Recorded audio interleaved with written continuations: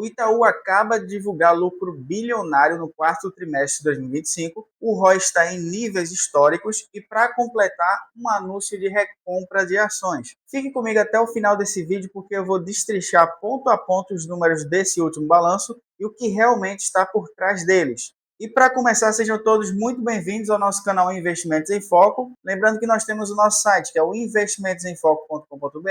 Lá no site você pode ficar 100% atualizado com as últimas notícias do mercado de ações. Também temos diversas análises que fazemos relacionadas às ações do momento. E não se esqueça de já se inscrever aqui no canal, já vai deixando seu like se você gosta de vídeos sobre o mercado financeiro em geral. Indo direto ao ponto, no quarto trimestre de 2025, o Itaú reportou um lucro recorrente de aproximadamente 12 bilhões e 300 milhões de reais. Isso representa um crescimento superior a 13% em relação ao mesmo período do ano anterior.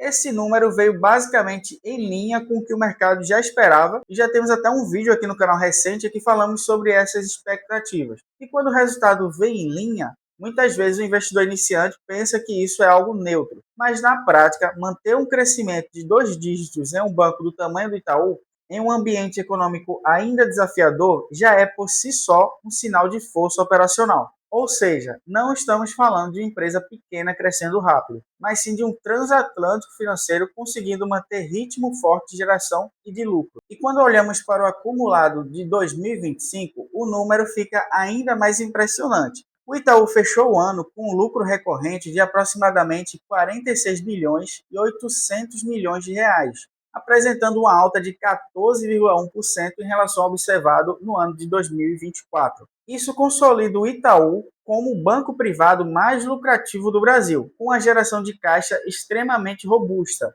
E, além disso, esse nível de lucro dá ao banco várias possibilidades estratégicas e interessantes para nós investidores, que é continuar pagando bons dividendos, investir em tecnologia, expandir suas operações e, como veremos ainda nesse vídeo, recomprar as ações. Para o investidor de longo prazo, esse tipo de consistência é fundamental, porque mostra que o banco não depende de um trimestre excepcional, mas sim de um modelo de negócio que funciona ao longo do tempo.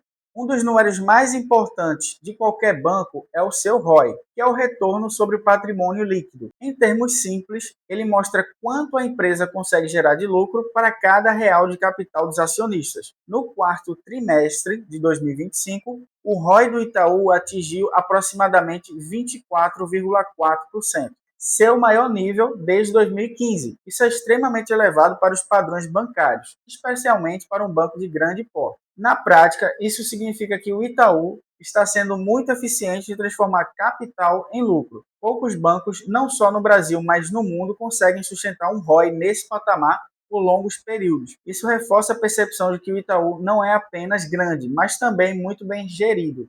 Já a carteira de crédito do Itaú cresceu cerca de 6% ao longo de 2025. Esse crescimento é importante porque mostra que o banco está voltado a expandir suas operações de crédito de forma mais consistente. Mas mais importante do que crescer é crescer com qualidade. O Itaú tem adotado uma postura mais seletiva, priorizando clientes com melhor perfil de risco, o que ajuda a proteger a rentabilidade no longo prazo. Além disso, o crescimento do crédito, combinado com as taxas de juros ainda elevadas no Brasil, estamos falando de uma Selic no patamar de 15%, contribui para uma margem financeira mais forte, que é uma das principais fontes de lucros dos bancos. Agora, falando de um dos grandes riscos para qualquer banco, que é o aumento da inadimplência. No caso do Itaú, a inadimplência acima de 90 dias ficou em torno de 1,9%, um nível considerado bastante saudável para o setor. E se você ainda não está familiarizado com esse indicador, isso indica que, mesmo com o crescimento do crédito, o banco conseguiu manter um bom controle de risco. Em outras palavras, não adianta emprestar mais se os clientes não conseguem pagar. E os números mostram que o Itaú está conseguindo equilibrar crescimento com a qualidade da carteira. Esse ponto é fundamental, porque a inadimplência é um dos principais fatores que podem destruir resultados futuros se sair do controle. Outro ponto que merece destaque aqui nesse vídeo foi o crescimento das receitas com prestação de serviços, que avançaram mais de 7%, e o segmento de seguros, que teve um crescimento ainda mais forte, acima de 15%. Essas áreas são estratégicas, porque ajudam a diversificar as fontes de receita do banco. Isso significa que o Itaú não depende apenas do spread bancário, que é a diferença entre o que ele paga para captar recursos e o que ele cobra para emprestar. Essa diversificação torna o resultado mais resiliente, especialmente em momentos de mudança no ciclo de juros.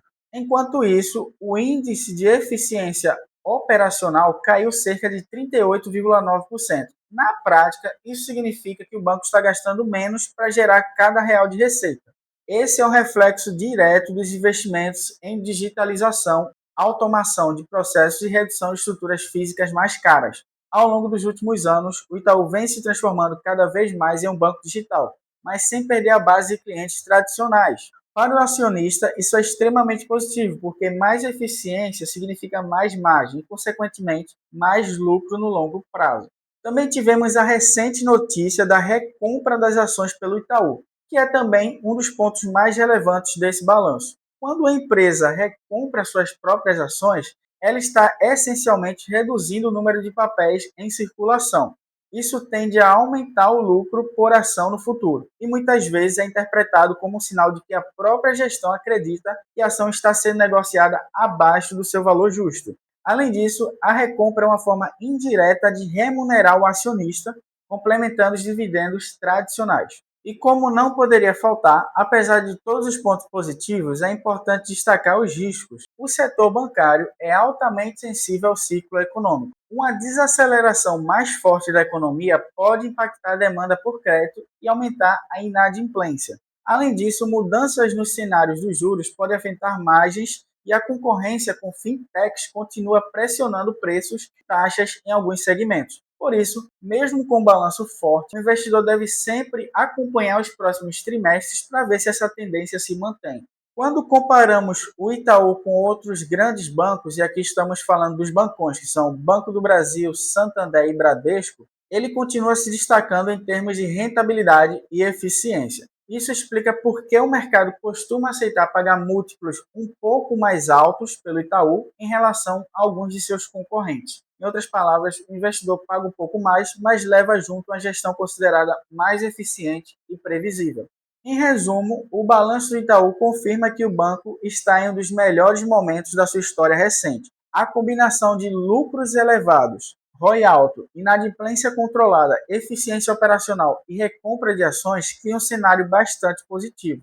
Para quem busca ativos mais defensivos, com geração de caixa consistente, o Itaú continua sendo uma das principais referências do mercado brasileiro. E agora eu quero saber a sua opinião. Você já investe no Banco Itaú? Acha que o preço atual ainda oferece margem de segurança ou que o mercado já precificou esse excelente resultado? Comenta aqui embaixo. E se você quer acompanhar ainda mais análises objetivas como essa e com foco 100% em fundamentos, não se esqueça de se inscrever aqui no canal Investimentos em Foco. Deixe seu like e ative as notificações para acompanhar nossos próximos vídeos. Até o próximo vídeo, galera. Valeu e fui!